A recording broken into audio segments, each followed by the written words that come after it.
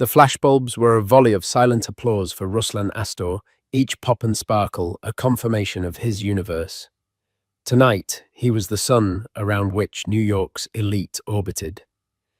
At his own foundation's annual charity gala, he was untouchable, a titan, sculpted from ambition and bespoke tailoring.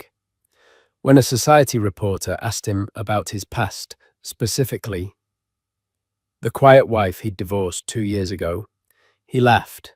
It was a rich, dismissive sound. Catherine, he mused, leaning into the microphone. Honestly, who some people are just footnotes in the grand narratives of others. She won't be missed. But history has a funny way of rewriting its footnotes, and in just a few moments, a footnote was about to walk in and burn his entire book. The grand ballroom of the Pierre Hotel was Ruslan Astor's personal throne room, and tonight it was dressed for a king. Cascading floral arrangements, heavy with the scent of lilies and hubris, dripped from the ceiling. A string quartet played Vivaldi with a practiced, expensive air. Men in tuxedos that cost more than most people's cars conversed in low, powerful murmurs, their words moving markets and shaping city skylines. Their wives, adorned in a constellation of diamonds, laughed delicately, their gazes sharp, constantly calculating social stock. At the center of it all stood Ruslan, tall, with a predator's handsome confidence and silvering temples that suggested wisdom rather than age. He radiated an aura of absolute control. His company, Astor Global Investments, had just posted another record-breaking quarter. He had ruthlessly acquired a rival firm, and assets the financial papers had called both brilliant and brutal. He was on the cover of Forbes not as a subject, but as a specimen of success. Brenda Finch, a journalist from Modern Affluence magazine, whose smile was as sharp as her pen, cornered him near the champagne fountain. Ruslan, another triumph, she began, her recorder already on. The Astor Foundation has outdone itself. You've raised over 10 million tonight alone. Ruslan offered a smile that didn't quite reach his cool grey eyes. It's about giving back, Brenda. We build, we acquire, but we also have a duty to fortify the very society that allows us to thrive. The practiced humility was a shield, and everyone knew it. Speaking of building, Brenda pressed her tone, shifting slightly. You've built an incredible new life post-divorce. No one even seems to remember. What was her name, the quiet one? Ruslan took a slow, deliberate sip of his champagne. He enjoyed this, the public erasure of his past. Catherine Monroe had been a ghost in his life long before she was legally gone. She was the steady, unseen scaffolding that had supported his climb, the one who'd edited his reports, researched his targets, and hosted flawless dinners for clients while he took the credit.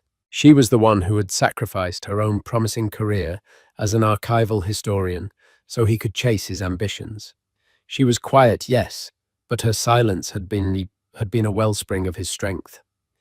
He looked directly at Brenda, a flicker of genuine disdain crossing his features before being polished away. Catherine. He made a show of searching his memory, a cruel piece of theatre for Brenda's benefit. Ah, yes, Catherine. She was suitable for a time. But my life now, my trajectory requires a different caliber of partner. Someone with presence. Someone who matters. Brenda's eyes gleamed. This was gold. So no regrets, no looking back. Ruslan let out a short, barking laugh. Regret what? The quiet, the beige Brenda look around. He gestured expansively at the glittering ballroom, at the titans of industry, who nodded at him with deference. This is my world. I shed dead weight to get here.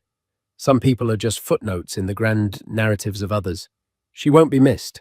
In fact, I guarantee no one in this room has thought about her since she left. He was right. In this gilded cage of power and influence, Catherine Monroe was a forgotten whisper. She had simply vanished.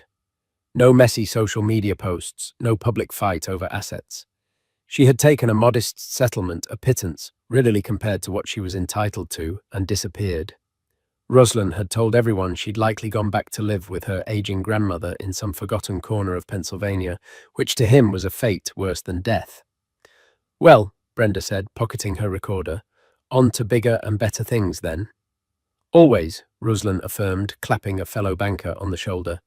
He moved through the room, a conquering hero in his element. He accepted praise, wrote another check for $1 million on a whim, and shared a joke with a senator. He was insulated by his success, wrapped in a cocoon of wealth and power so thick he believed himself invulnerable. The air was thick with the smell of money and expensive perfume. The music swelled. The laughter grew louder. But then a subtle shift occurred near the grand entrance. A change in the atmosphere, a ripple in the placid pond of the party. The uniformed hotel security guards, usually as stoic as statues, suddenly stood straighter. Their eyes darted towards the ornate double doors, a flicker of confusion and alarm in their professional calm. A murmur started at the edges of the room, a low hum that began to cut through the Vivaldi. Ruslan, deep in conversation about leveraged buyouts, noticed it first as an annoyance, a distraction. He glanced over expecting a late-arriving celebrity, or perhaps a minor uninvited guest, to be discreetly handled. What he saw made the champagne glass in his hand feel suddenly slick. The grand doors were being held open, not by hotel staff, but by two figures who were utterly alien to this environment. They were men, but they seemed carved from a different, sterner reality. They were tall and ramrod straight, dressed in immaculate dark green military uniforms, with gleaming gold epaulettes and polished brass buttons. White gloves, pristine sashes across their chests, and on their heads formal, peaked caps, bearing an unfamiliar crest, a silver falcon clutching a key. They weren't security. They weren't performers. They were royal guards. Their faces were impassive, their posture radiating a lethal stillness that made the powerful men in the room seem like soft, preening boys. Between them, a small group of people entered. A woman with a sleek black bob and an intense, focused expression held a large broadcast camera, its red recording light glowing like a malevolent eye. A sound engineer followed a boom mic held aloft. They moved with a quiet, purposeful efficiency that was somehow more intimidating than if they had stormed the place. And then he saw who they were escorting. She stepped through the doorway, and for a heart-stopping moment, Ruslan Astor did not recognize his own ex-wife. The woman who walked into the ballroom was not the Catherine Monroe he had erased. The Catherine he remembered was a creature of soft cardigans and muted tones, her hair often pulled back in a simple functional ponytail. She had a habit of making herself smaller, of folding into herself in rooms full of loud people. Her brilliance a candle she kept shielded from the wind. Her beauty was a quiet academic sort that he had first found charming, then convenient, and finally uninteresting. This woman was a different being entirely. Her hair was styled in elegant sweeping waves that cascaded over one shoulder, the color a rich chestnut that seemed to drink the light. She wore a bespoke evening gown of deep sapphire silk that clung to her form, its severe architectural lines, speaking of Parisian ateliers, not department store racks. Around her neck wasn't the simple gold chain he'd once given her, but a breathtaking necklace of diamonds and sapphires at its center. A large, antique-looking pendant bearing the same falcon and key crest as the guards' caps. But it wasn't the clothes or the jewels that caused the air to leave Ruslan's lungs. It was her posture. Her shoulders were back, her chin held at a regal angle. She walked with a slow, deliberate grace, her eyes sweeping across the stunned faces of the assembled elite. Not with timidity, but with cool, measured assessment. She didn't shrink from their gazes. She commanded them. The quiet candle had become a controlled, brilliant fire. The string quartet faltered, a violin screeching into a dissonant note before falling silent. The hum of conversation died instantly. The silence that fell over the ballroom was absolute, a thick, heavy blanket of collective shock. Every single person, from the waiters to the senator, turned to stare at the procession. Ruslan felt a cold dread, slick and oily, crawl up his spine. His mind, usually so quick and decisive, stuttered. This can't be. It's a mistake. A prank. A hallucination. He searched her face for a sign of the woman. He knew the gentle curve of her smile, the warmth in her brown eyes. The face was the same, but the spirit behind it was utterly transformed.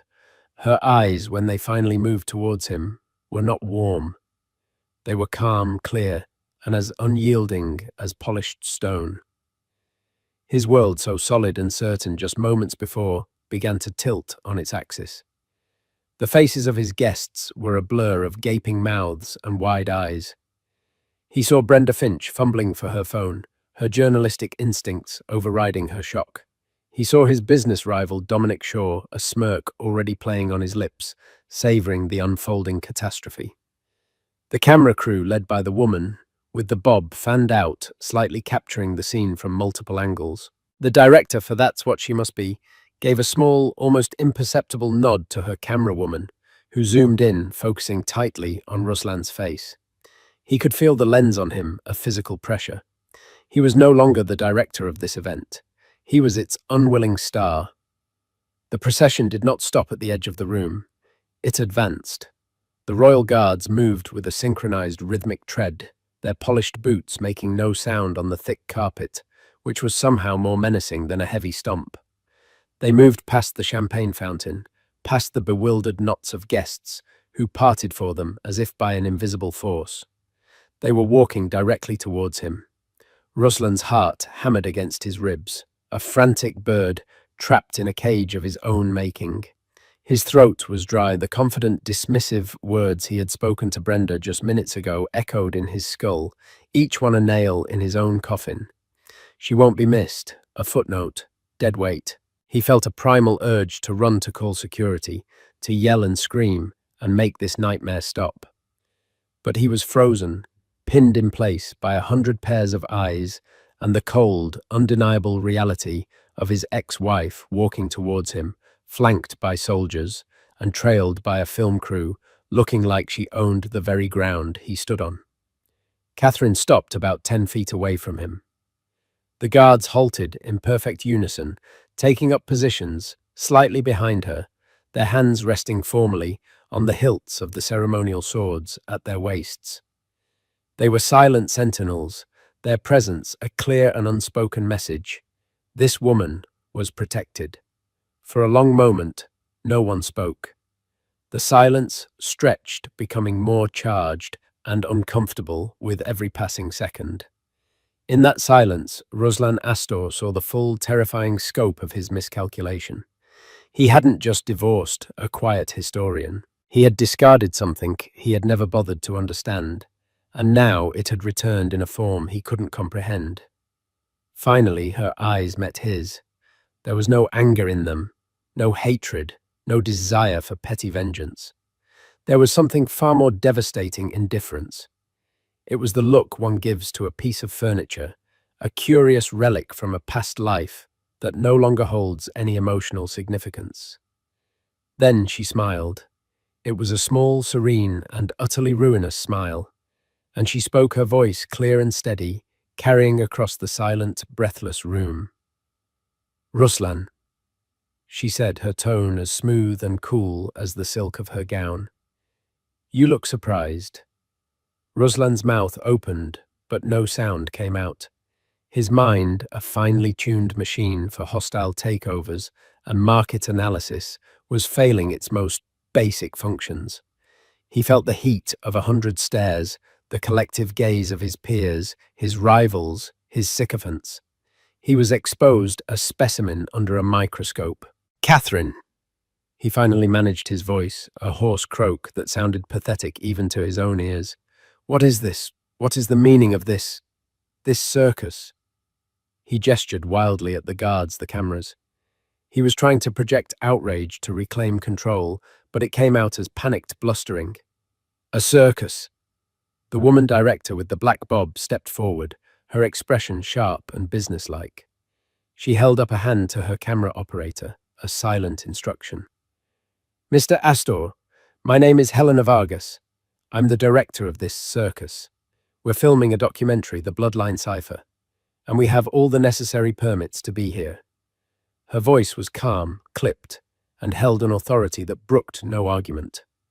Ruslan's gaze snapped back to Catherine. A documentary? What are you talking about? You were a researcher. You catalogued dusty books. The words were meant to be dismissive, to remind her of her place, but they sounded hollow, desperate. Catherine's serene smile didn't waver. I still am a historian, Ruslan. My field of study has simply become more personal. Before he could respond, Helena Vargas spoke again, her voice clear and precise, ensuring everyone in the vicinity could hear. Our documentary series chronicles the stories of individuals who, through modern genealogical research and DNA analysis, discover they are the lost heirs to dormant or unrecognized noble and aristocratic lines in Europe. We are here documenting the final chapter of our current subject's story, her reintroduction to a world that never knew she existed. A wave of gasps and frantic whispers rippled through the ballroom. Lost heirs nobility. The concepts were so ludicrously romantic, so out of place in this world of cold, hard cash, that they were utterly captivating. Brenda Finch was now openly recording on her phone, her face alight with the kind of journalistic ecstasy that only comes once in a career. Ruslan felt a dizzying sense of vertigo. He stared at the falcon and key crest on the pendant around Catherine's neck, then at the identical insignia on the guards' uniforms. It was real. This wasn't a prank. This was a meticulously orchestrated event. "This is insane," he stammered, looking around for an ally, for someone to share in his disbelief. But all he saw were faces filled with avid curiosity. Dominic Shaw was now leaning against a pillar, arms crossed, a look of pure, unadulterated joy on his face. "The truth often seems insane to those who have built their lives on convenient fictions," Catherine said softly. Her voice wasn't loud, but it cut through the murmurs like a scalpel. "You saw me as a footnote, Ruslan, an uninteresting detail in your biography. It never occurred to you to read the page I was on, did it?" She took a step closer. The guards mirrored her movement, a silent, intimidating shadow. "My grandmother, whom you so often dismissed as a senile old woman from the sticks, was not just a refugee from the war. She was Baroness Anneliese von Strauss of the Principality of Saraphina. She fled with nothing but her life and her infant daughter, my mother, after her family was dispossessed. She hid her identity, her history, all to keep her child safe. She lived a quiet life, terrified that the past would catch up to her. The story unfolded, each word a hammer blow to Ruslan's reality. The Principality of Seraphina, a small sovereign nation tucked between Austria and Switzerland, known for its fierce independence, its banking privacy, and its ancient nobility. A place so exclusive it made Monaco look like a public park. "When my grandmother passed away last year," Catherine continued, her eyes locked on his, "she left me a letter and a locket.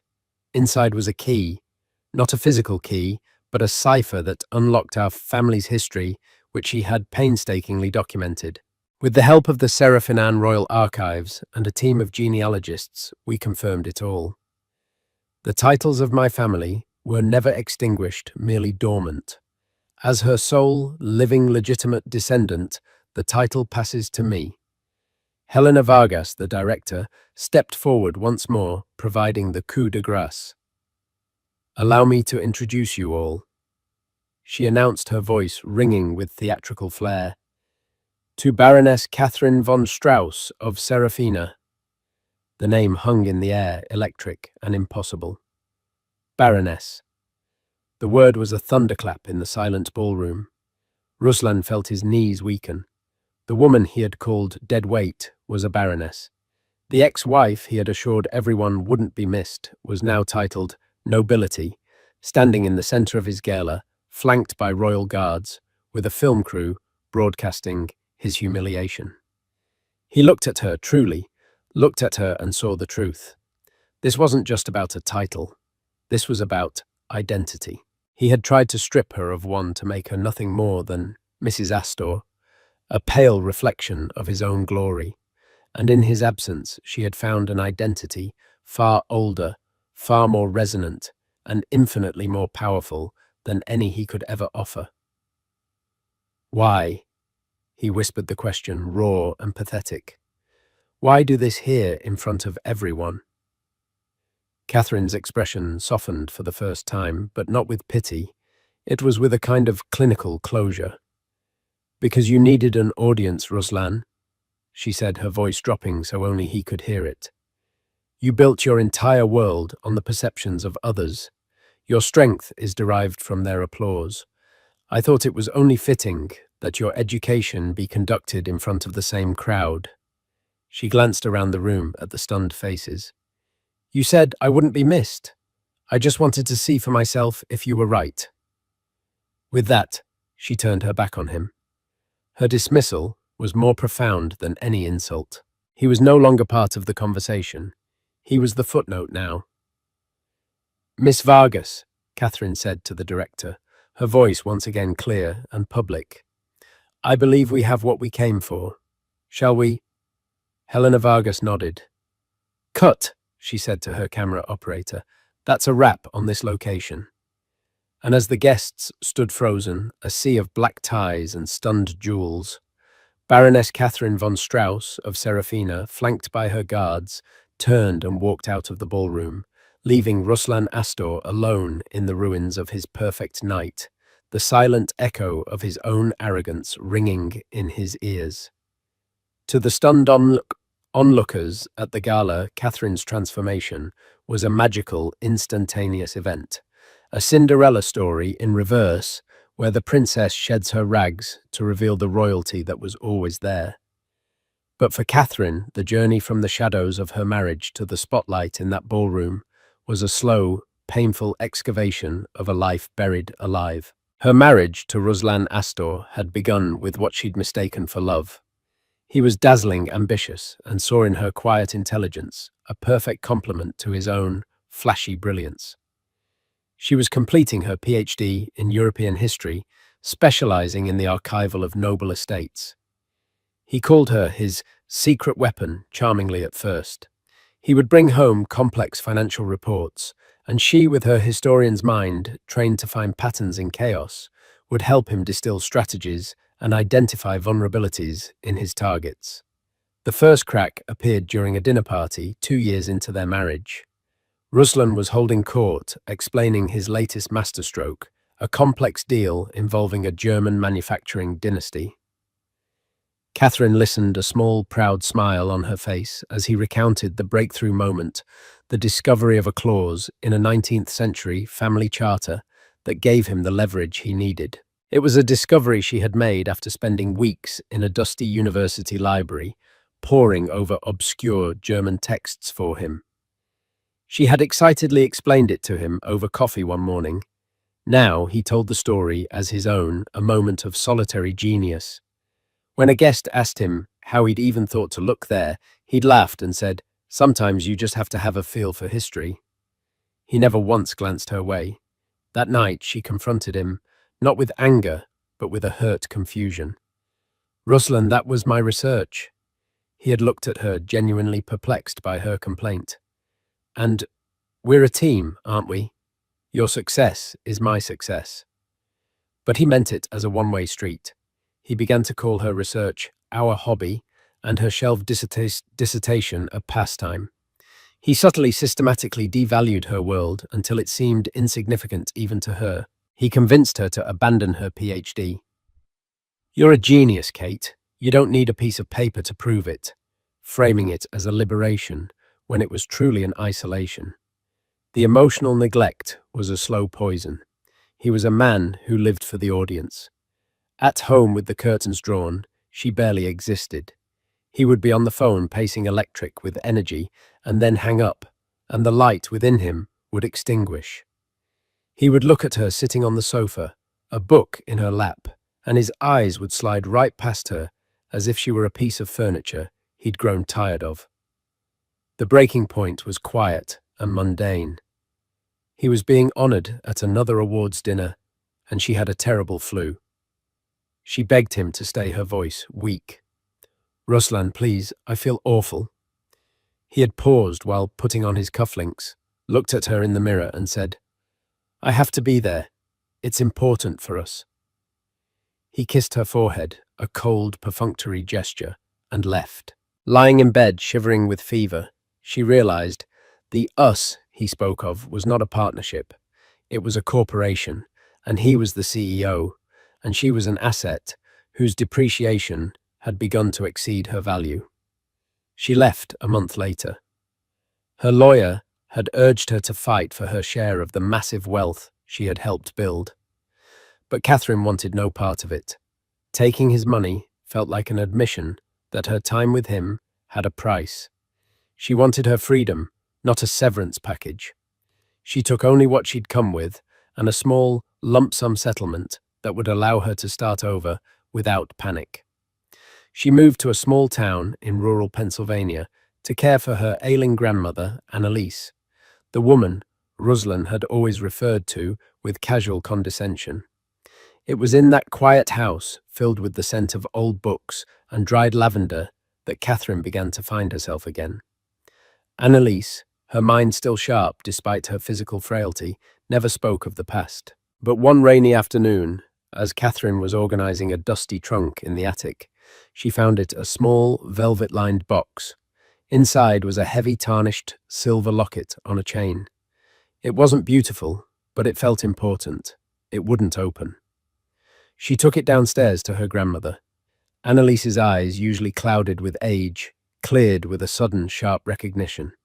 Her hand trembled as she reached for it. Mein Falke, she whispered a German phrase Catherine had never heard her use. My falcon.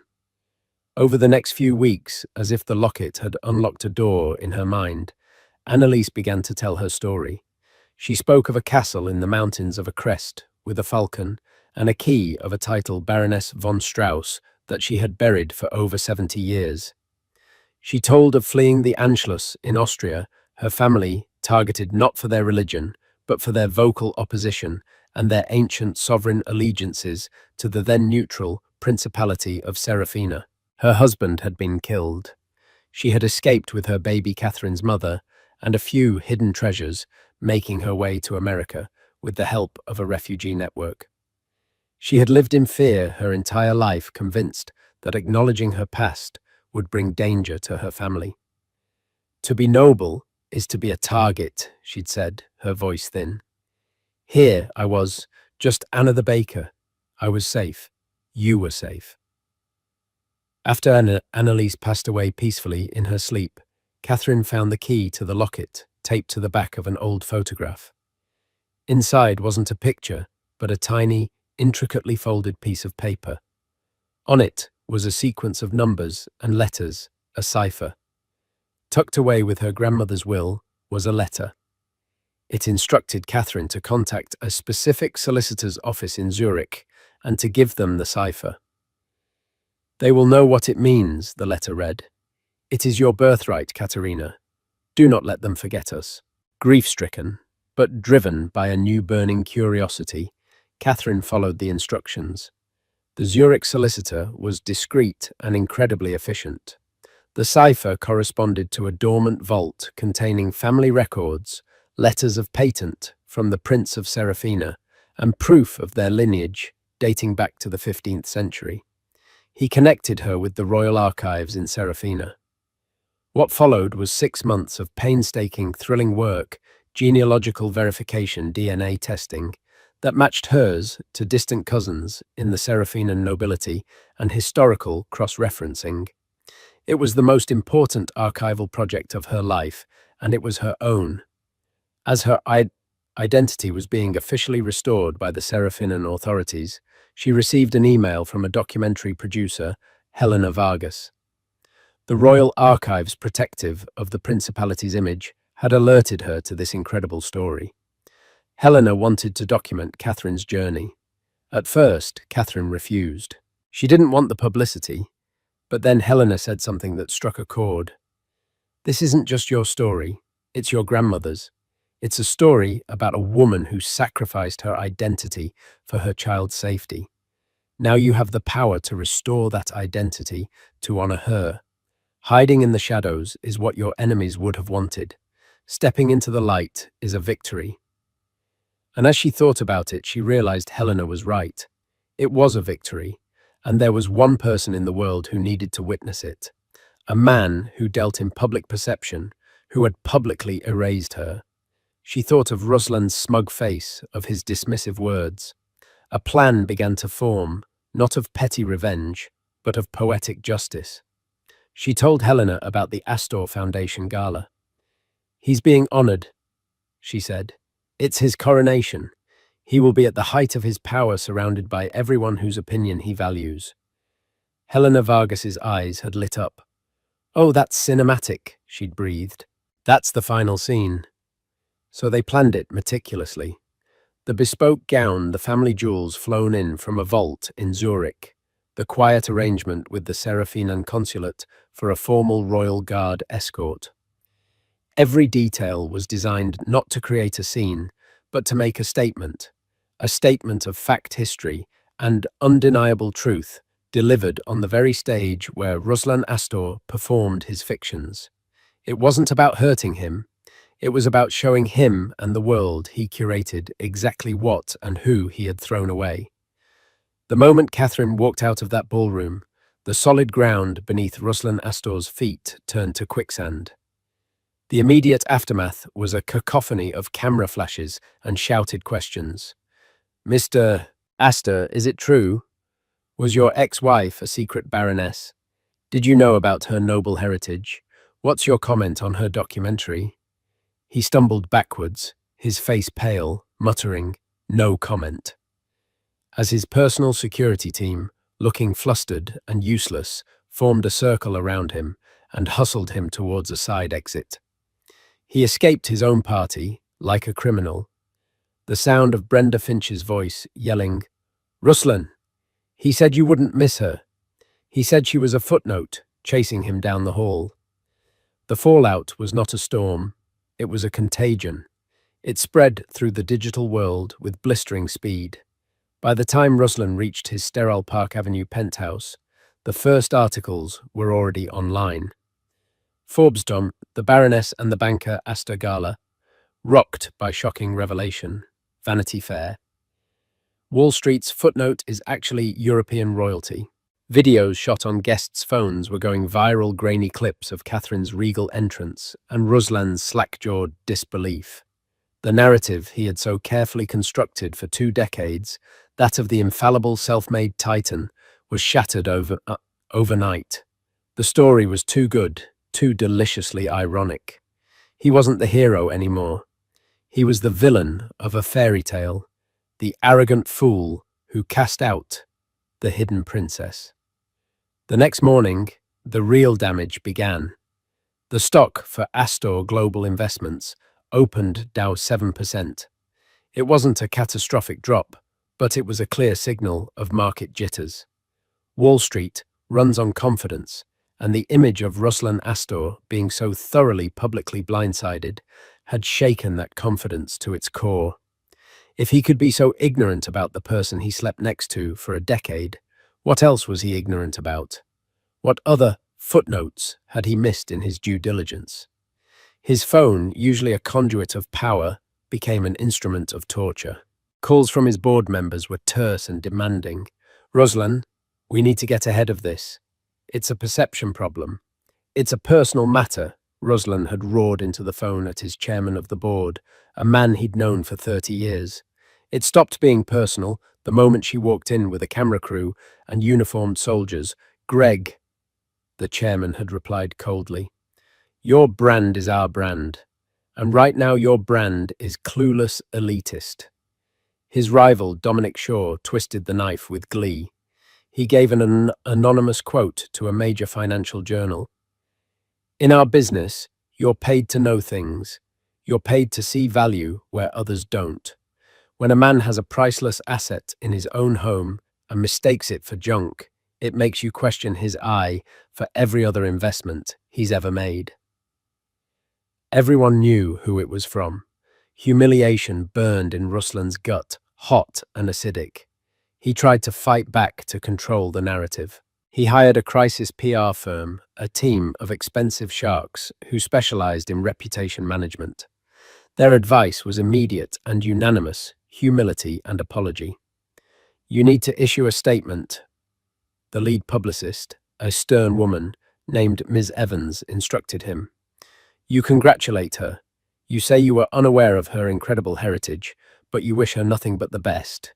You frame it as a wonderful, surprising story. Apologize. Congratulate her." Ruslan scoffed, pacing his office. "She ambushed me. She tried to destroy me." "Mr. Astor," Ms. Evans said patiently, "right now the world sees a powerful man who belittled his ex-wife only to find out she's a baroness. The only way to combat that image is to not be that man. You must appear gracious. You must look like you're happy for her." Against every fiber of his being, he agreed. They drafted a statement, a masterpiece of corporate insincerity, and released it. The public's reaction was lukewarm at best. The comments on social media were brutal. "He's only happy for her now that she's a baroness. Damage control. He didn't want her when she was just a brilliant historian." He tried calling Catherine. He wanted to scream at her to demand an explanation, to understand the mechanics of his own downfall. But her old number was disconnected. He had no other way to reach her. He was walled off, left to stew in the consequences of her perfectly executed strike. The whispers followed him everywhere. In the hushed halls of his company, he saw employees go silent and stare at their screens as he passed. At his private club, conversations would stop when he entered the room. He was no longer a subject of admiration. He was an object of gossip, a cautionary tale. A billion-dollar deal to acquire a tech firm in Germany, a deal he had been cultivating for a year, suddenly went cold. The German patriarch, a stickler for tradition and honor, sent a curt message through his lawyers: "We have decided to pursue other opportunities." The implication was clear. Ruslan became obsessed. He spent hours online searching for news about her. He learned the name of the documentary, The Bloodline Cipher, and that it was scheduled to air in 3 months on a major streaming platform. He read articles about the Principality of Saraphina, its immense quiet wealth, its deep respect for history and culture. He saw paparazzi photos of Catherine in Zurich, looking poised and elegant as she entered a private bank flanked by her guards. She was meeting with the very people he had always courted. He was trapped in a prison of his own making. The world he had built was based on an image, and that image was now a caricature. He had flown close to the sun, and the ghost he thought he'd left on the ground had turned out to be the sun itself, and its light was burning his wings to ash. In his solitude in the dead of night, the same thought echoed in his head, a tormenting refrain he had possessed, a treasure. A real one, not of money or title, but of substance and brilliance. And in his arrogance, he had thrown it away like garbage, and the world would never let him forget it. While Ruslan's world shrank into a vortex of scandal and whispers, Catherine's expanded into a realm of history, purpose, and breathtaking alpine light. 2 weeks after the gala, she landed at a private airfield outside Vaduz, before taking a chauffeured car across the border into the Principality of Saraphina. The film crew followed at a discreet distance, capturing her first moments in the land of her ancestors. Saraphina was not the ostentatious playground of Monaco. It was a place of deep, understated grandeur. The car wound its way through valleys of impossible green, past medieval villages where slate-roofed houses clustered around ancient church spires. The air was crisp and clean, scented with pine and snowmelt. Towering over it all were the jagged, majestic peaks of the Alps, silent witnesses to centuries of history. Her title, Baroness von Strauss, was not merely a social ornament here. It was a legacy of responsibility. The von Strauss family had been the traditional keepers of the National Archives and the Royal Art Collection for over 300 years. It was a role of immense cultural trust. Her great-grandfather had been a celebrated historian who had protected the nation's treasures from Nazi plunderers during the war. Her grandmother, in her own way, had protected the bloodline itself. She was met not by fawning courtiers, but by a stoic, silver-haired man named Dr. Alaric Weber, the current Director General of the Saraphina National Museums. He was in his late 70s, with eyes that held the patient wisdom of someone who deals in centuries, not quarters. He greeted her with a formal, respectful bow. "Baroness von Strauss," he said, his German-accented English precise. "Welcome home. We have been waiting for you for a long time." There was no palace waiting for her, but something far better. Her ancestral home, Strauss Manor, had been absorbed by the state decades ago and converted into a research institute and repository. Under Saraphinian law, with the restoration of her title, a portion of the estate was returned to her custodianship. She was given a wing of beautifully restored apartments within the manor, overlooking a valley that swept down to a glacial lake. Her inheritance wasn't a chest of gold, but a set of keys. Keys to climate-controlled vaults, to archives filled with vellum manuscripts, to restoration laboratories, and to a library that smelled of aging paper and beeswax. It was the home she had unknowingly been searching for her entire life. Dr. Weber became her mentor, guiding her through the vast collections. He showed her the von Strauss family ledgers, their meticulous handwriting detailing every acquisition and preservation effort. He unrolled royal charters, bearing the signatures of princes long dead. He showed her paintings by old masters that had been hidden in salt mines during times of war, saved by the cunning of her ancestors. This was where she thrived. The quiet academic woman Ruslan had tried to extinguish was reborn. She spent her days covered in archival dust, her mind electric with discovery. She used her PhD-level training to identify misattributed artworks, to translate forgotten correspondence between Seraphinian royalty and the philosophers of the Enlightenment, and to develop a plan to digitize the entire archive for future generations. The documentary crew captured her transformation. They filmed her carefully, handling a 16th century illuminated manuscript, her face glowing with a passion Ruslan had never seen. They filmed her in deep conversation with art restorers discussing pigment chemistry. They filmed her walking the mountain trails behind the manor. Her posture strong, her gaze clear, breathing the free air of her homeland. One afternoon, Helena Vargas sat with her in the manor's library for an interview. "Some might see what you did at that gala as an act of revenge," Helena said, her question pointed, but not unkind. Catherine looked up from a delicate silver music box. She had been examining a piece that had belonged to her grandmother. "When I was with Ruslan," she began slowly, "I felt like a ghost.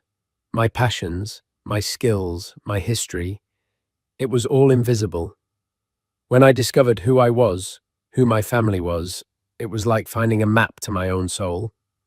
What I did at the gala wasn't about hurting him, it was about becoming visible." She wound the key on the music box. A delicate, haunting Brahms lullaby filled the quiet room. Ruslan lives in a world of value, stock value, market value, social value. He measures everything.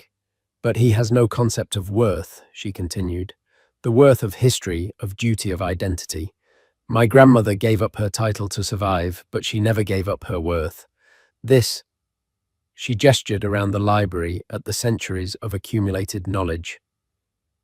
This is the true inheritance. It's not the title or the land, it's the purpose. She learned that the von Strauss title came with a seat on the Cultural Heritage Board, a position that advised the reigning Prince of Saraphina. She attended her first meeting in the capital, dressed not in a glamorous gown, but in a simple, elegant business suit. She was nervous, but when she began to speak about her proposals for the archives, her voice was steady and sure. She wasn't Catherine Monroe, the ex-wife, or even Baroness von Strauss, the curiosity. She was a historian, an expert in her field, and the other board members, Seasoned academics, diplomats, and aristocrats listened with genuine respect. She was building a new life not on the ashes of her old one, but from the deep, solid bedrock of her own history. The irony was not lost on her. Ruslan had tried to turn her into a footnote, and in doing so, had propelled her into becoming a vital chapter in a history book far grander than any he could ever write. Her victory wasn't the moment of his humiliation at the gala. It was here in the quiet, meaningful work of honoring her past and building her future. 1 year later, the documentary, The Bloodline Cipher, had been a spectacular success. It won awards, praised by critics for its powerful narrative of discovery and reclamation. Catherine Monroe, now professionally known as Baroness von Strauss, became an overnight icon for a certain kind of quiet strength. She was the woman who had refused to be erased. In Saraphina, the von Strauss project, as it was now called, was her singular focus. She had secured international funding to build a new, state-of-the-art wing for the National Museum, dedicated to displaying artifacts of Saraphinan history that had been in storage for decades. She worked tirelessly, her life a fulfilling blend of academic rigor and public duty.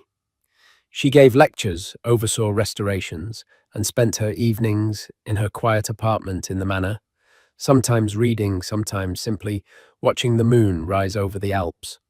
She was at peace. One crisp autumn afternoon, she was in a cafe in the capital, reviewing architectural plans, when she glanced at an international newspaper left on an adjacent table. A small article on the business page caught her eye. The headline read, "Astor Global downsizes founder Ruslan Astor to step away from CEO role." The article detailed the steady decline of the company over the past year. It cited a crisis of investor confidence and a failure to secure key international partnerships. The disastrous German deal was mentioned as the turning point.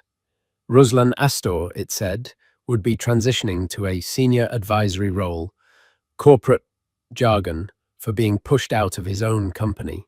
He was selling his Park Avenue penthouse. The Astor Foundation, once the jewel of New York philanthropy, was being quietly absorbed by a larger charity.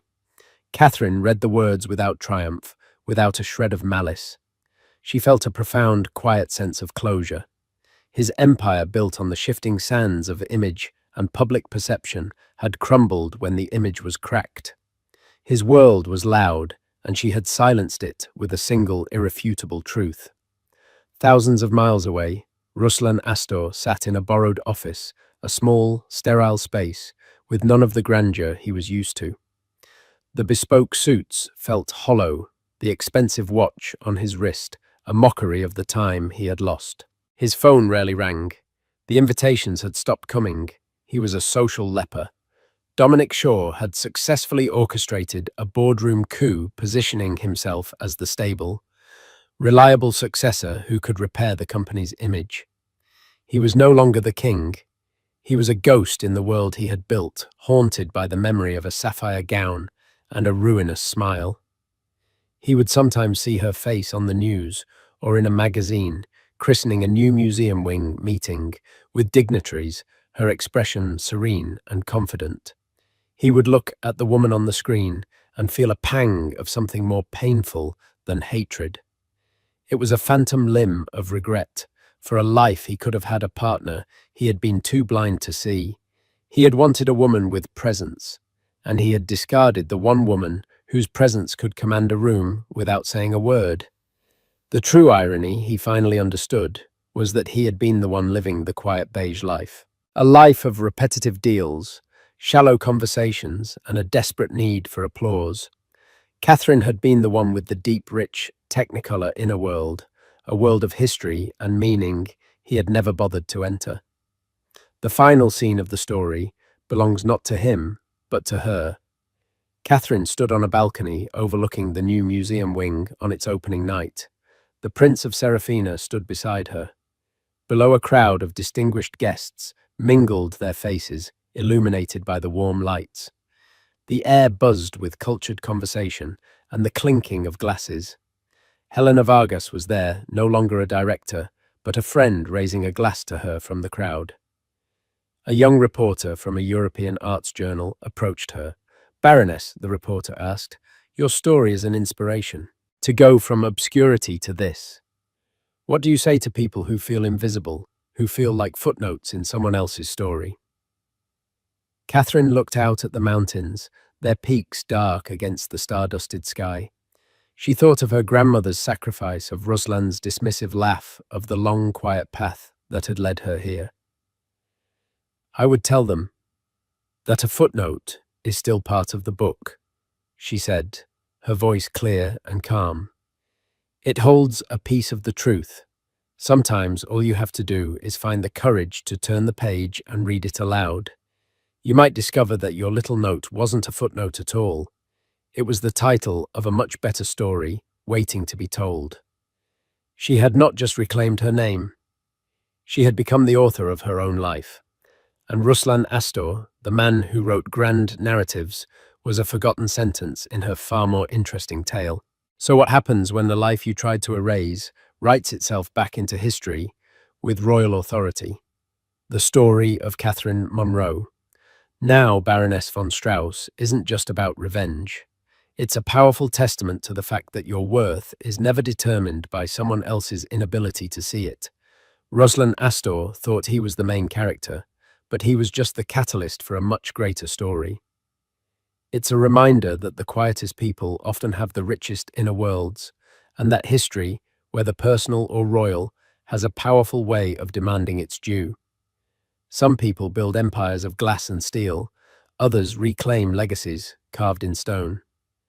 What did you think of Catherine's ultimate power move? Was it perfect justice or a step too far? Let us know your thoughts in the comments below. What happens when the man who threw you away is forced to watch you ascend to a world he can only dream of? For years, Ethan Carter told anyone who would listen that his ex-wife, Olivia, was a career-obsessed workaholic who didn't know the first thing about being a partner. He had his new perfect fiancée, Maddie, the ultimate wife material. He was the winner. But then a single headline shattered his carefully constructed reality. A headline that announced Olivia not just as successful, but as the bride of one of the world's most enigmatic billionaires. This isn't a fairy tale. It's the story of what happens when a man's ego writes checks his reality can't cash. Ethan Carter had a sermon, and he delivered it with the passion of a convert. He preached it at backyard barbecues over craft beers, in hushed tones at upscale restaurants, and in casual asides to his colleagues in the polished corridors of his mid-level finance firm. The gospel was simple. He had finally found true happiness, and its name was Madison Hayes.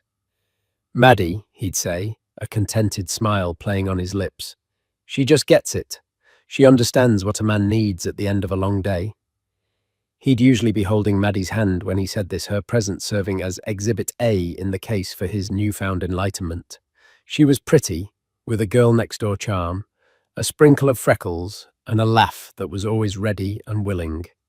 She worked as a part-time yoga instructor and was training to be a nutritionist.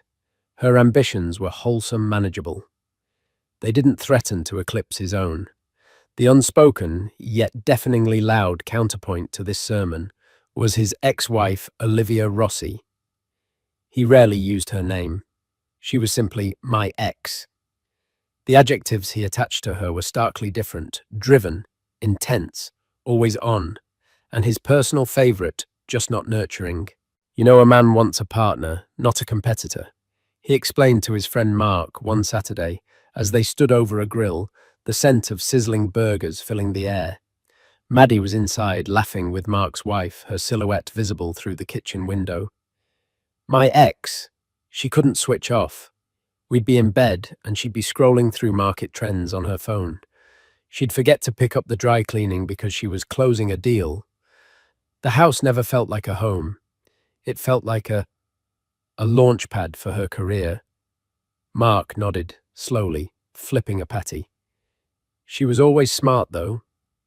"Smart isn't everything," Ethan retorted, a little too quickly. "What's the point of a brilliant mind if it can't remember your anniversary?" Maddie made me a three-course meal for our 6-month dating anniversary. From scratch.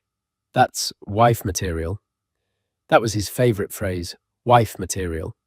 Maddie was the embodiment of it. She organised their social calendar, remembered his mother's birthday, and made sure his favourite brand of coffee was always in the cupboard.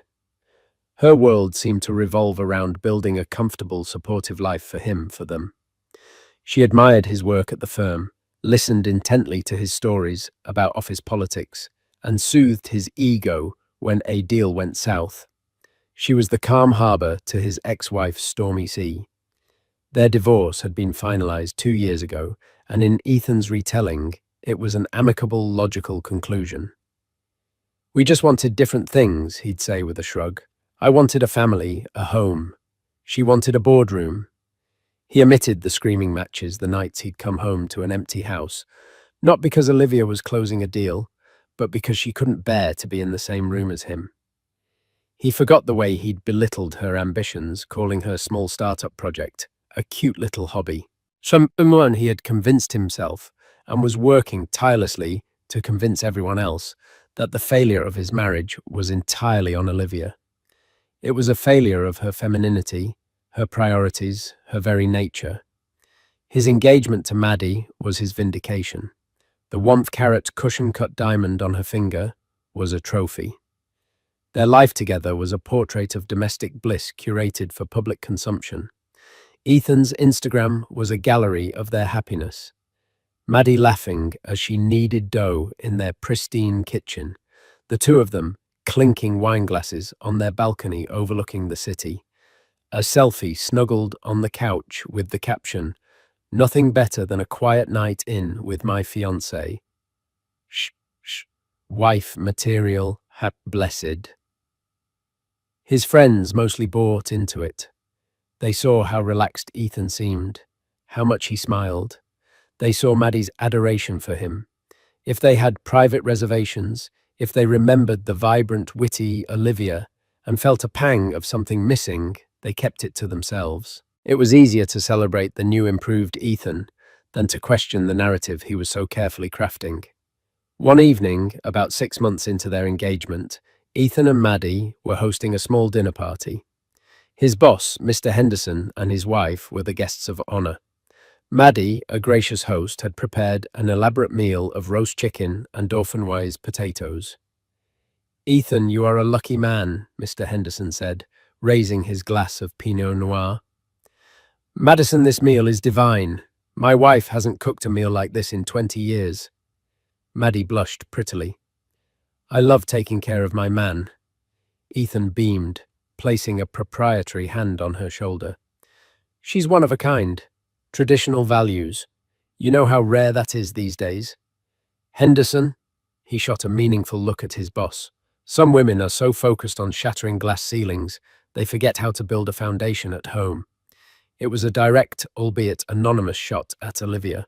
He knew Henderson had met Olivia a few times at old company functions and had been impressed by her sharpness. This was Ethan's way of course-correcting that impression, of solidifying his new brand. Later that night, as they cleaned up, Maddie turned to him, her expression earnest. "Did you really mean that? About traditional values?" "Of course I did," he said, kissing her forehead. "You're everything I've ever wanted. You make me happy, Maddie. My ex. She made me tired." Maddie leaned into him, satisfied with the answer. She didn't question the comparison. She accepted it as a compliment, a testament to her own worth in his eyes. She was the woman who had healed him, the one who had succeeded, where the brilliant Olivia Rossi had failed. She had no reason to believe otherwise. Ethan's world was perfectly ordered, his past neatly filed away as a cautionary tale, and his future with his perfect wife material, fiancé, stretching out before him like a calm, sunlit road. He was the protagonist of his own story, the wise man who had made the right choice. And for a little while longer, he was allowed to believe it. The illusion of Ethan's victory, so meticulously constructed, was incinerated on a Tuesday morning by the cold blue light of 1,000 screens.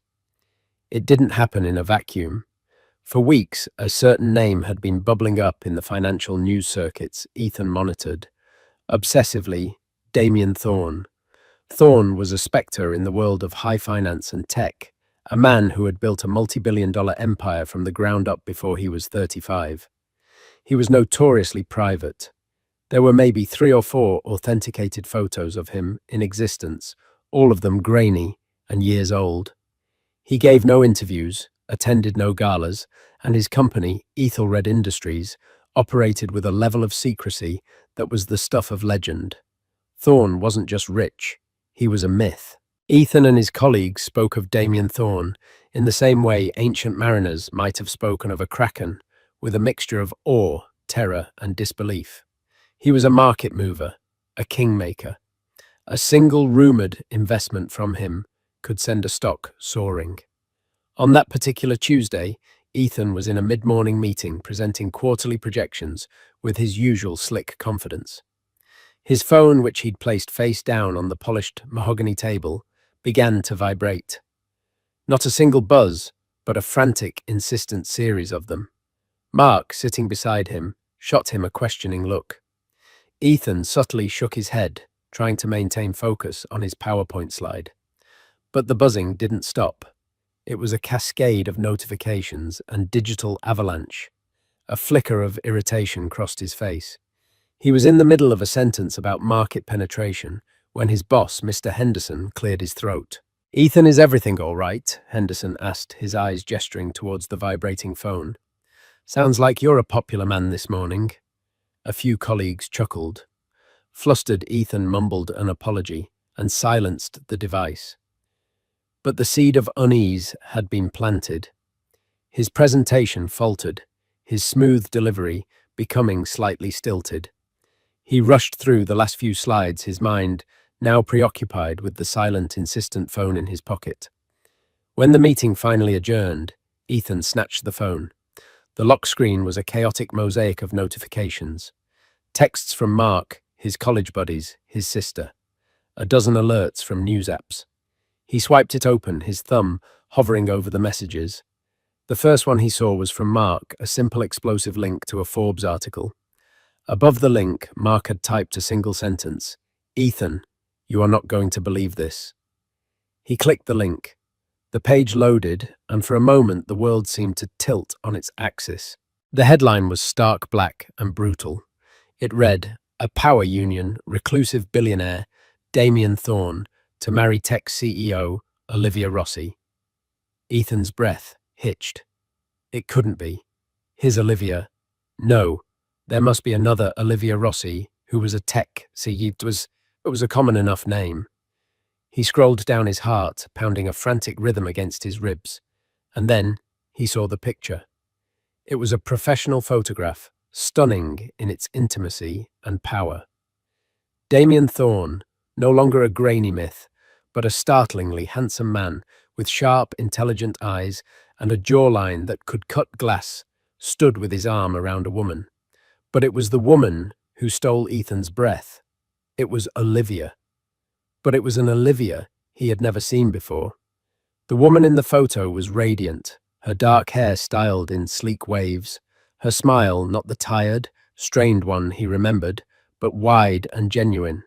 She was wearing a simple but exquisitely tailored emerald green dress that highlighted the fire in her eyes. She wasn't just standing next to Damien Thorne. She was his equal, her posture exuding a confidence that bordered on regal. She looked powerful. She looked happy. She looked utterly, devastatingly untouchable. His Olivia. CEO Olivia Rossi. The article was a paean to their success. It detailed Thorne's legendary status and then introduced Olivia as the undisputed visionary behind Innovate Forward, a startup that had in just 2 years become a leader in sustainable AI. It spoke of her genius, her unrelenting drive, and her recent multi-billion-dollar valuation after securing a revolutionary patent. The company he had called a cute little hobby was now being hailed as a world-changing enterprise. The article mentioned her background, her summa cum laude degree from Stanford, her early work at a top consulting firm. It even included a brief cutting sentence. Rossi, who is divorced, founded Innovate Forward shortly after the dissolution of her first marriage, channeling her formidable energy into her professional ambitions. The words hit him like a physical blow. Channeling her formidable energy. They made it sound like their divorce had been the catalyst for her greatness, the removal of an obstacle, the removal of him. He sank into his office chair, the world around him, muffled as if he were underwater. The fluorescent lights of the office seemed too bright, the air too thin. He clicked on another link, this one to Vogue. The headline was even worse: the wedding of the decade inside Damien Thorne and Olivia Rossi's ultra-private engagement. More photos. Olivia laughing on a yacht, her hand in Thorne's. A close-up of the ring, a colossal flawless sapphire that made Maddie's diamond look like a speck of dust. His phone buzzed again. It was a text from his mother. "Ethan, did you see the news about Olivia Goodness? I suppose all that time she spent on her computer paid off." Even his mother's words, meant to be a form of awkward consolation, felt like a jab. He thought of all the things he had said. "She's not nurturing. She doesn't know how to build a home. I need a partner, not a competitor." He had painted her as a failure in the one arena he deemed important, being a wife. And now the world was celebrating her, not just for her career, but for landing the most elusive, powerful bachelor on the planet. She hadn't just failed to be his wife. She had leveled up to become a billionaire's bride. His carefully constructed narrative, the gospel he had preached so fervently, had been torn to shreds and set on fire. He wasn't the winner who had wisely traded up. He was the fool who had let a diamond slip through his fingers because he was too blind to see its worth. He was the man who had complained about the rain, only to find out the woman he'd left behind had learned to command the storm. The man who championed wife material had just discovered his ex-wife was made of stardust and steel. The door to his office opened, and Mark poked his head in his face, a mixture of pity and morbid curiosity. "Buddy, you okay?" Ethan looked up, his face pale, the Forbes article still burning on his screen. He couldn't form words. All he could do was stare at the picture of Olivia, the woman he thought he knew, the woman he had so confidently dismissed, now smiling at the world from an unattainable height. The news of Olivia's engagement didn't just break Ethan's ego, it haunted him. Olivia Rossi became a ghost in his machine, a phantom presence that permeated every corner of his life, turning his domestic bliss with Maddie into a stage play where he was forgetting his lines. His obsession started subtly. It began with a late-night Google search, then another. Soon he had set up alerts for her name for Damien Thorne's, for Innovate Forward. His phone, once a tool for work and a gallery of his life with Maddie, became a shrine to his ex-wife's success. He consumed every article, every blog post, every paparazzi photo he could find. He saw Olivia and Damien leaving a Michelin-starred restaurant in Paris. He saw them at a tech conference in Kyoto, where Olivia was the keynote speaker. He saw a candid shot of them on a windswept Scottish moor, reportedly near the castle Thorne had recently purchased. In every image, Olivia glowed. The fatigue that had perpetually lived under her eyes during their marriage was gone, replaced by a vibrant, focused energy. She wasn't just beautiful, she was formidable.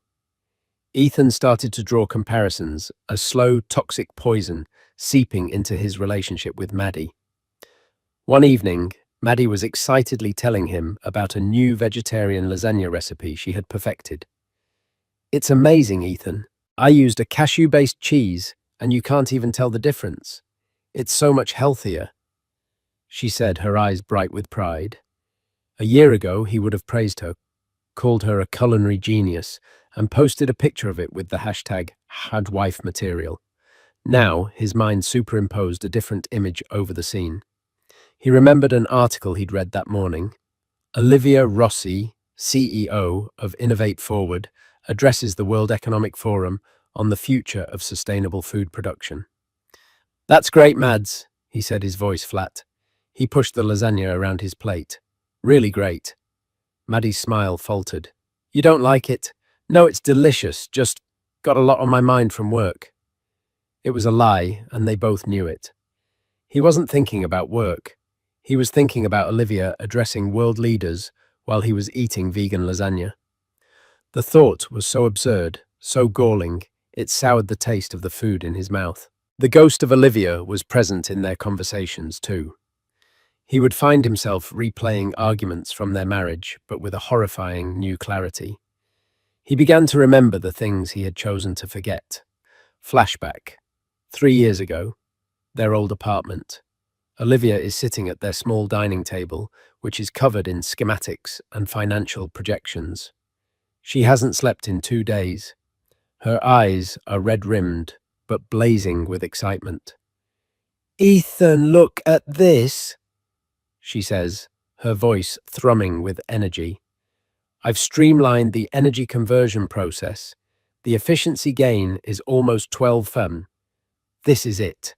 This is the breakthrough." Ethan glances over from the TV where he's watching a football game. He sees a mess of papers, not a breakthrough. "That's nice, honey. Hey, did you remember to call the plumber about the leaky faucet I reminded you this morning?" Her face falls. The fire in her eyes dims to a hurt flicker. No, I'm sorry, I forgot. I was so caught up in this. But Ethan, this is huge. This could get us our first round of seed funding." He scoffs, turning back to the game. "Liv, it's a hobby, a cute little project. How many of these breakthroughs have you had? Let's be realistic. Real people have to deal with real-life things, like leaky faucets." The memory was so vivid it made him flinch. He hadn't just been dismissive. He had been cruel. He had taken her passion and belittled it into a childish pastime. Her cute little project was now valued at over $5 billion. He had complained about a leaky faucet while she was trying to build an ark. Maddie began to notice the change. He was distant, irritable. The adoring gaze he once fixed on her now seemed to look straight through her. He stopped posting about her on social media. The wife material, compliments, dried up completely. One Saturday morning, she found him staring at his laptop, his face a mask of grim fascination. She crept up behind him and saw what he was looking at, a lengthy profile of Olivia in Wired magazine. It was filled with quotes from her colleagues praising her leadership and vision. "Are you okay, Ethan?" Maddie asked softly. He slammed the laptop shut as if he'd been caught looking at pornography. "Yeah, fine.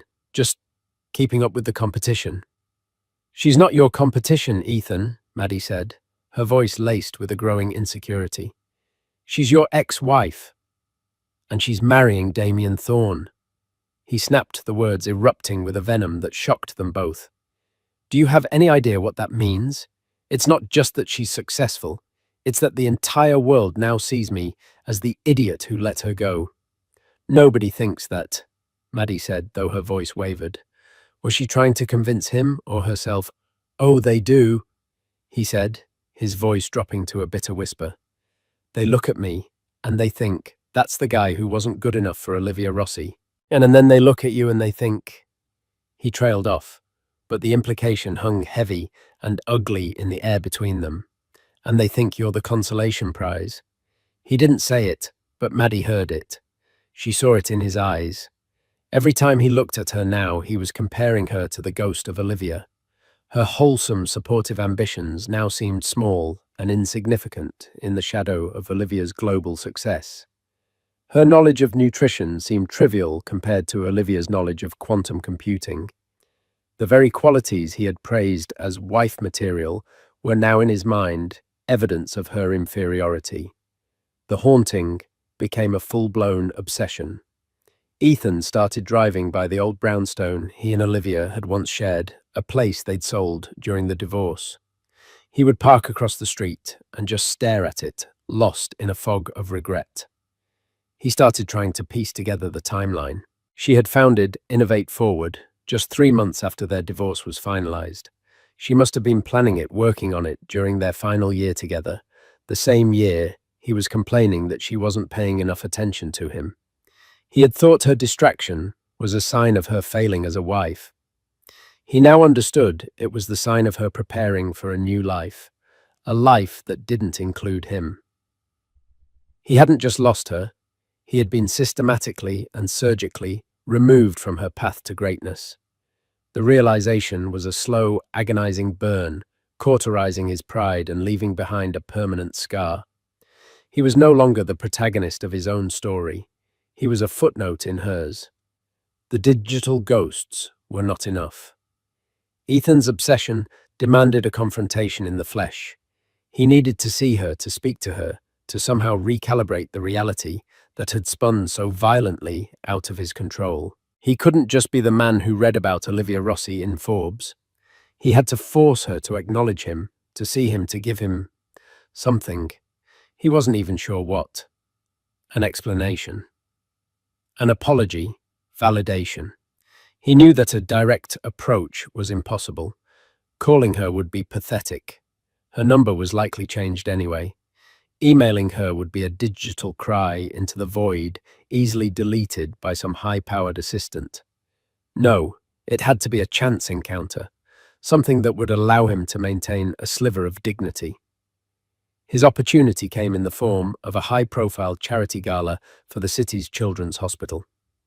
He scoured the event's sponsor list online and saw it there in elegant corporate font Ethelred Industries. Damien Thorne's company was a platinum sponsor. It was almost certain they would be there. Getting tickets was a feat in itself. The gala was one of the most exclusive events of the year. Ethan had to call in a significant favor with his boss, Mr. Henderson, framing it as a crucial networking opportunity.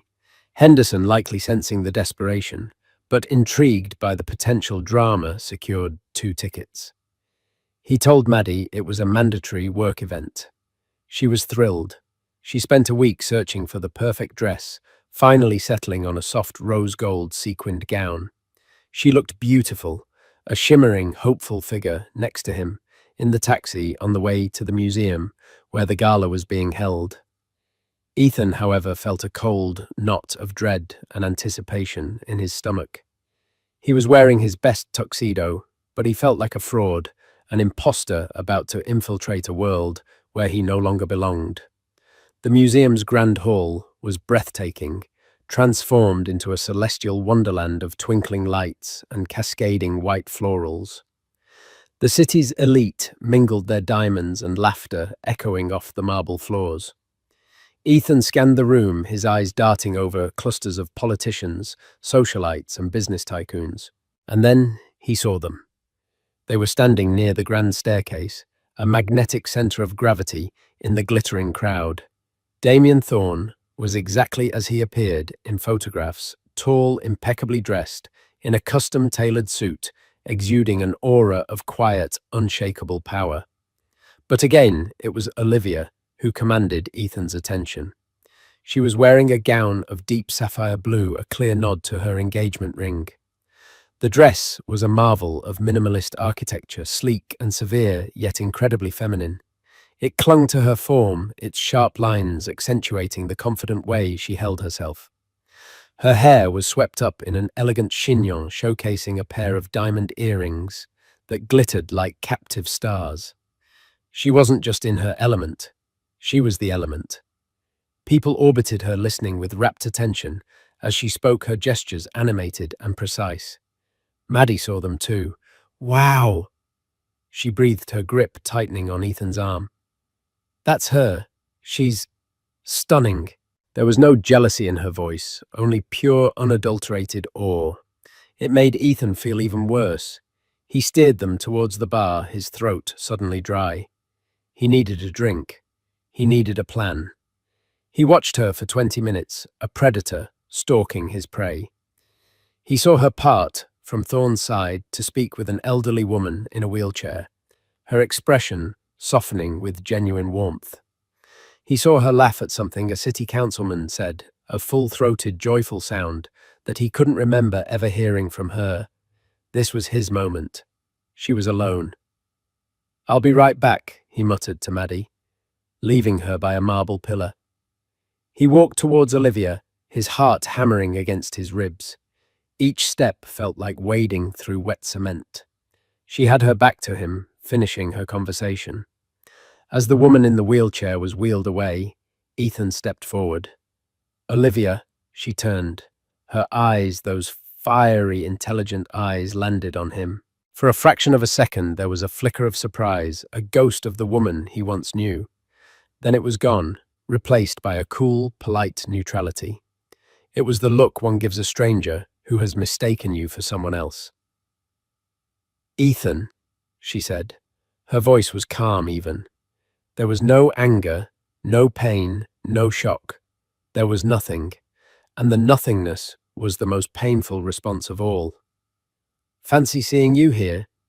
He managed the words, sounding lame and rehearsed even to his own ears. It's a fundraiser for the Children's Hospital, she replied, a slight arch in her eyebrow. I sit on the board. It's not really up to Fancy. The implication was clear. I belong here. What are you doing here? Right, of course. That's great, he stammered. You look, well, the news I mean. Congratulations. It's incredible. Thank you, she said. She didn't elaborate. She didn't ask how he was.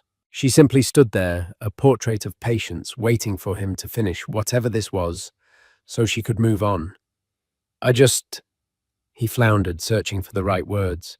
I guess I was surprised. A tech CEO. Who knew? He tried for a light, teasing tone, the kind they used to share. It fell completely flat. Her expression didn't change, but her eyes hardened almost imperceptibly. I knew, she said simply. The simplicity of the statement was a blade to his gut. It recontextualized their entire past. He thought he was the one in control, the one setting the terms of their life. He now saw he was merely a bystander to a story she had been writing for herself all along. All those nights you were on your laptop. He began, a note of accusation creeping into his voice. You were building all this. You never told me.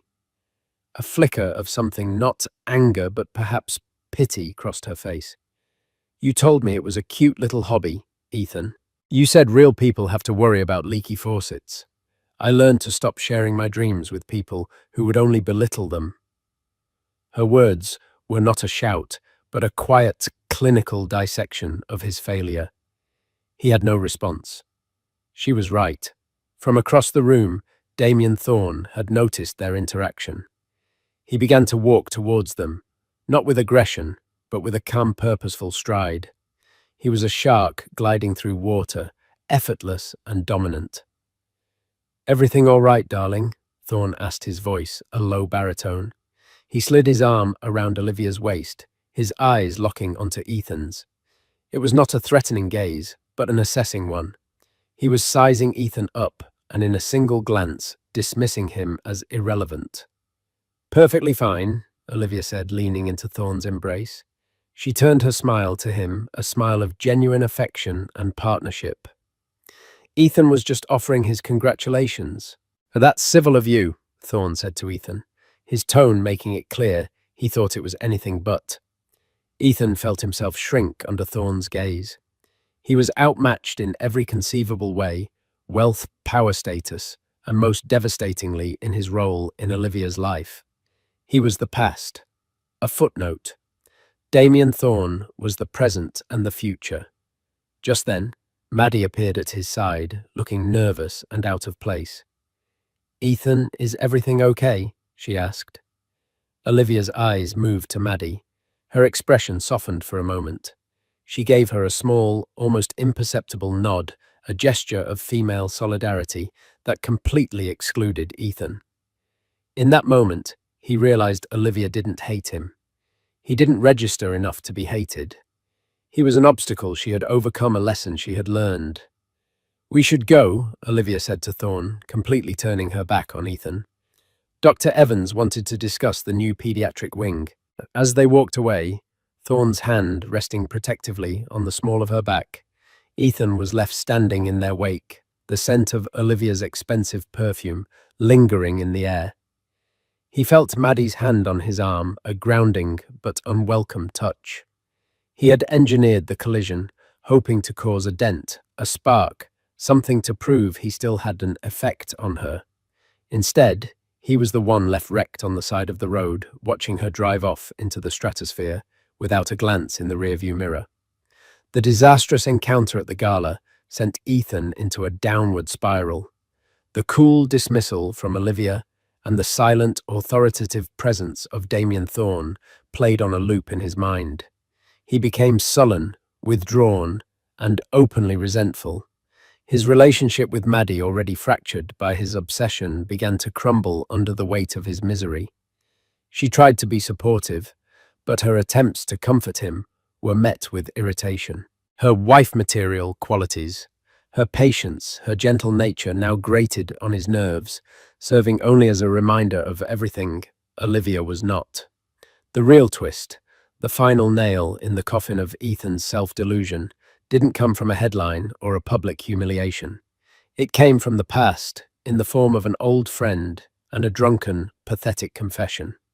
Her name was Clara, a mutual friend from the early days of Ethan and Olivia's marriage. She had been Olivia's confidant and had always maintained a friendly, if more distant relationship with Ethan after the divorce. Maddie, in a desperate attempt to understand the man she was supposed to marry, had reached out to Clara for coffee. She wanted to know what Olivia was really like, hoping to find a flaw, a crack in the perfect facade that would make her feel less like a second-place trophy.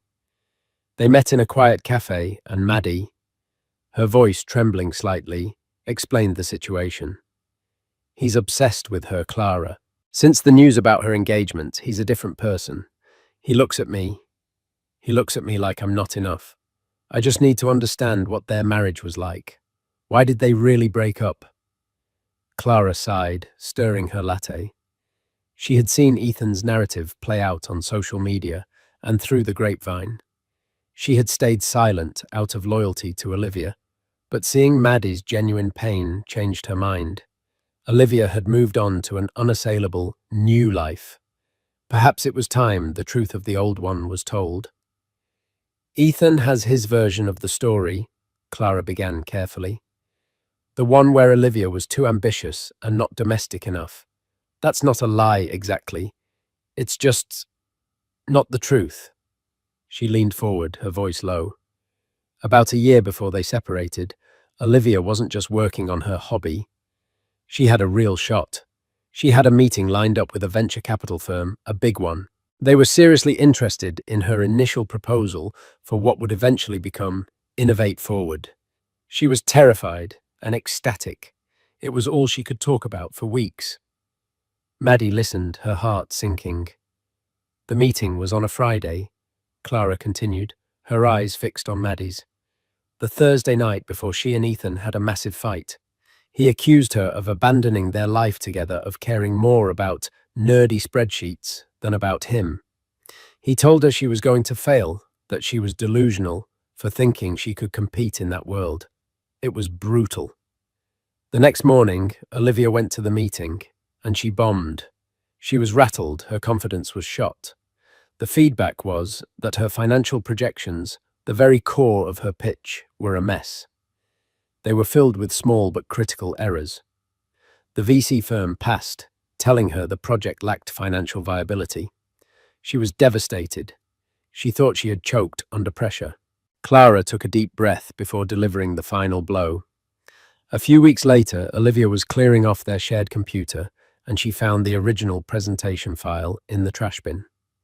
She looked at the file's history.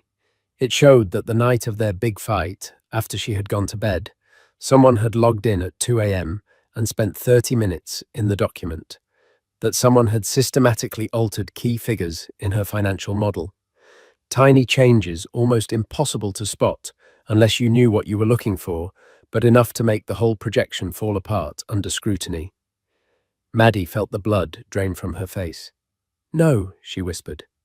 "There were only two people who had the password to that computer," Clara said softly. "Olivia and Ethan." The truth was a horrific, ugly thing. Ethan hadn't just been an insecure, unsupportive husband who belittled his wife's dreams. He had been a saboteur, fearing her potential success, fearing she would outgrow him. He had actively, maliciously, and secretly crippled her chances. He hadn't just failed to encourage her, he had tried to ensure she would fail. The divorce hadn't been about wanting different things.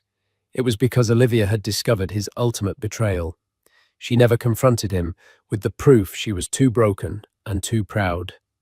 She simply packed her bags and left, deciding that a clean break was better than a war. She would rebuild on her own, far away from the man who had tried to tear her down. That night, Maddie went home in a state of shock. The apartment she had so lovingly decorated felt cold and alien. Ethan was on the couch drinking scotch and morosely scrolling through his phone, no doubt looking for more news about Olivia. The sight of him stewing in his self-pity over the success he had tried to prevent was repulsive. The final vestiges of her love and sympathy for him evaporated, replaced by a cold, clear disgust. She didn't confront him immediately. She waited. Her moment came 2 nights later. Ethan came home late, stumbling and drunk from after-work drinks with colleagues. He was in a maudlin, self-pitying mood, ranting about how unfair the world was.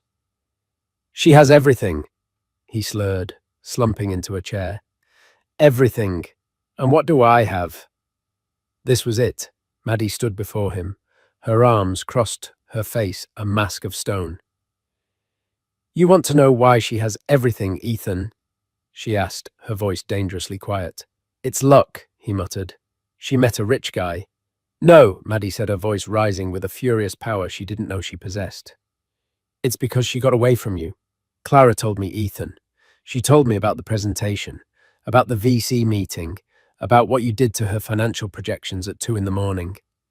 Ethan's drunken haze seemed to vanish. He stared at her, his face ashen, his mouth opening and closing like a fish. He was caught, utterly and completely caught. He started, but no excuse would come. "You didn't think she was wife material because you were terrified she was made of something more." Maddie continued her words like shards of glass. "You didn't want a partner. You wanted a cheerleader who would stay on the sidelines. The moment she had a chance to get in the game, a game you knew you couldn't play, you didn't just bench her. You tried to break her legs." She held up her left hand and with a final decisive tug, pulled the 1.5-carat cushion-cut diamond ring from her finger. The ring he had called a trophy. It felt cheap and tainted. She threw it on the coffee table where it landed with a dull, unsatisfying clink. "All this time," she said, her voice breaking with the agony of her own foolishness, "I thought I was the woman who was good enough for you. I finally realized the truth. I was just the woman you thought you could control. Your consolation prize. But you lost Ethan. You didn't just lose her, you've lost me too." He didn't protest. He didn't argue. He just sat there, a collapsed ruin of a man stripped of his lies and his last remaining relationship.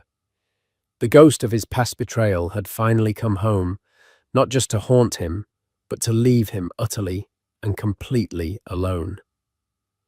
Maddie's departure was swift and silent. She didn't scream or throw things. The next morning, while Ethan was nursing his hangover, and the even more painful hangover of his exposed soul, she packed her bags. She took the clothes, the yoga mats, the nutrition textbooks. She left behind the life they had built, which she now saw was nothing more than a set piece for his fragile ego. She left the ring on the table. Ethan's world, already tilted, capsized completely. The silence in the apartment was a living entity. It was the silence of 2 failed relationships, the silence of his own profound moral bankruptcy. He would walk past Maddie's empty closet and feel a pang, not of love, but of loss for the comforting illusion she provided. She had been his shield, his proof that he was a desirable man who had made a good choice.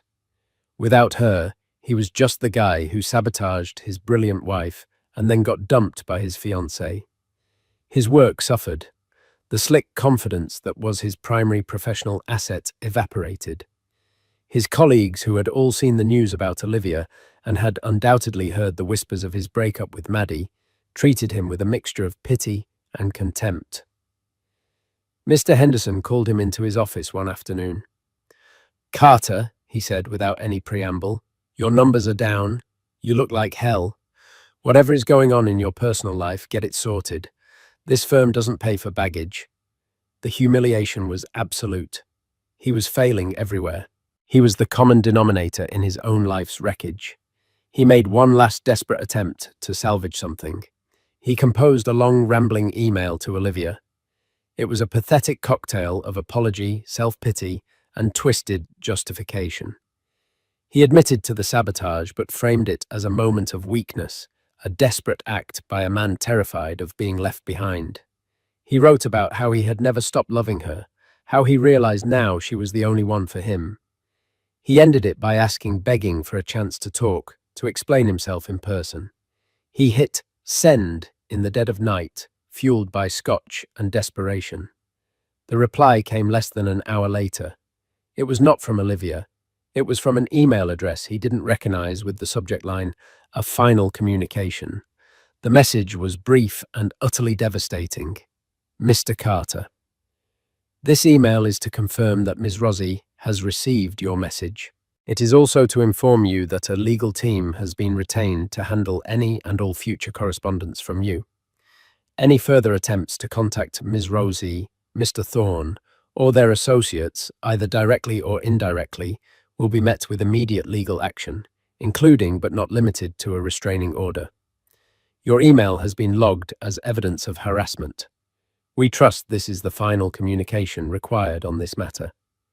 Sincerely, the Office of Damien Thorne." It wasn't even a lawyer's name. It was an anonymous edict from the machine that now protected Olivia. He hadn't just been dismissed. He had been classified as a threat, a nuisance to be managed by underlings. The woman he had once shared a bed with was now so far removed from him that he couldn't even reach her with an apology. He was a piece of spam caught in the filter of her new magnificent life. A few weeks later, the final act of his humiliation played out on every screen in the world. Vogue released the exclusive photos of the wedding. It wasn't a lavish, ostentatious affair, as he might have imagined.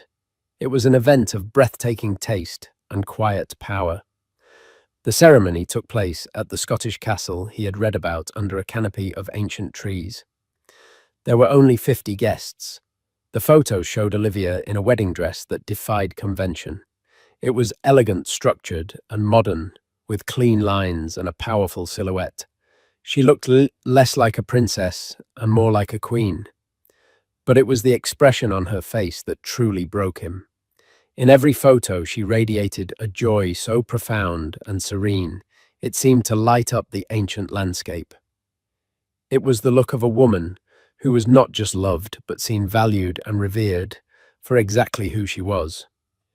The photo that went viral was a candid shot of her and Damien Thorne during the reception. They weren't looking at the camera. They were looking at each other, laughing, a shared joke or a moment of understanding passing between them.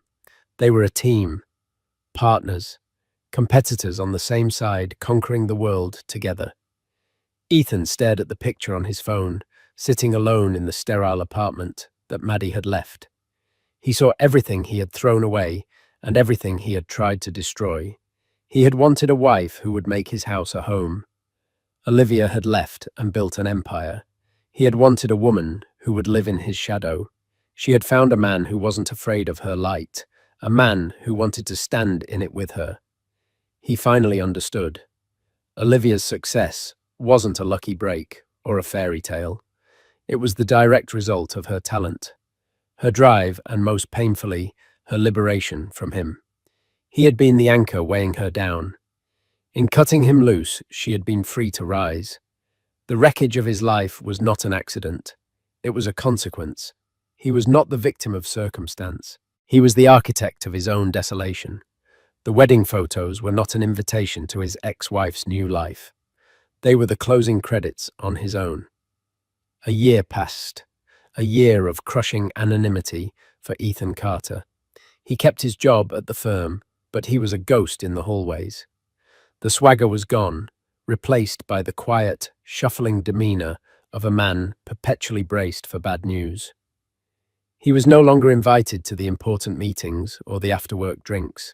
He was simply there, a piece of furniture. He sold the apartment he had shared with Maddie at a loss and moved into a smaller, nondescript unit in a less fashionable part of town. His life had contracted, shrinking to the size of his own diminished self-worth. He rarely looked up Olivia anymore. It was too painful. Her star had only continued to ascend. Innovate Forward, with the backing of Thorne's Ethelred Industries, had become a global behemoth. Olivia Rossi was a household name, a regular on most powerful women lists, a symbol of modern female achievement. She and Thorne were the ultimate power couple, their philanthropy as legendary as their business acumen. One rainy Saturday afternoon, Ethan was sitting in a generic coffee shop, nursing a lukewarm coffee and staring out at the rain-streaked street. It was the kind of aimless, empty day that had become the standard for him. The bell above the door chimed, and two women walked in, shaking rain from their umbrellas. One of them was Maddie. He hadn't seen her since the day she left. She looked different. Her hair was cut shorter, in a chic, no-nonsense bob. She wore stylish glasses and carried a leather satchel. The soft, deferential girl he had tried to mold into his perfect wife was gone. In her place was a confident-looking woman. Their eyes met across the small cafe, a flicker of recognition, then surprise. He expected her to turn and leave, or at least to look away with disdain. She didn't. After a moment's hesitation, she walked over to his table. Her friend found a seat near the window. "Ethan," she said. Her voice was steady, devoid of the anger or pain that had defined their last conversation. "Maddie," he responded, his own voice raspy. "You look great." "I am great," she said, and it was a simple statement of fact. "I went back to school, full-time. I'm finishing my master's in public health policy. I want to work with non-profits, help design community wellness programs." "Wow," he said, genuinely surprised. "That's impressive." "It's what I always wanted to do," she explained. "Before I met you, I just sort of, put it on hold. I thought I wanted something else." She looked at him, not with pity, but with a kind of clinical curiosity. "I heard you moved." "Yeah," he said, gesturing vaguely at his drab surroundings. "Downsized." An awkward silence fell between them. It was the silence of a shared history that neither of them was proud of. "For what it's worth," Maddie said, finally breaking the silence. "I hope you're okay." "I'm getting by," he lied. She gave him a small, sad smile. "You know, for a long time I was so angry. At you, but also at myself for believing your whole wife material nonsense. I made myself smaller to fit into the box you wanted for me." She paused, gathering her thoughts. "But then I realized something. Olivia wasn't the only one who got away from you. I did too. And in a way, you did me a favor. You showed me exactly what I don't want. I don't want to be wife material. I want to be me." Her words weren't meant to be cruel, but they were the most profound indictment of his life he had ever heard. He had been so focused on his loss of Olivia, this larger-than-life figure, that he had barely registered the true nature of his loss of Maddie. He hadn't just lost a fiancée, he had lost a good person, whom he had actively tried to diminish. "I have to go," she said, nodding towards her friend. "Take care of yourself, Ethan." He watched her walk away, rejoining her friend with an easy laugh. She picked up her satchel, adjusted her glasses, and walked out of the cafe, back into her new, self-defined life. Ethan was left alone at his table, the coffee cold, the rain still falling outside. He finally understood the full scope of his tragedy. His story wasn't about an ex-wife who became a billionaire's bride. It was about a man who was so afraid of the light in others that he chose to live in the dark. He had been offered 2 chances at love, 2 different but equally valuable women, and he had squandered them both through his own insecurity. He didn't have a wife, a fiancée, or even a narrative anymore. All he had was the quiet, persistent, and undeniable knowledge that he was the architect of his own empty room. And for the first time, he didn't blame Olivia or Maddie or Damien Thorne. He had no one to blame but the man staring back at him in the faint reflection of the rain-soaked window. So what's the real takeaway from Ethan's story? It's a harsh reminder that when you try to define someone else's worth, you often just reveal your own limitations. Ethan thought he wanted wife material, but what he really wanted was a mirror that only reflected the version of himself he liked. He tried to dim Olivia's light, only to be blinded by her eventual brilliance. He underestimated Maddie, only to watch her walk away and build a life of purpose he could only envy. He lost not one, but two incredible women, not to fate or bad luck, but to his own suffocating ego.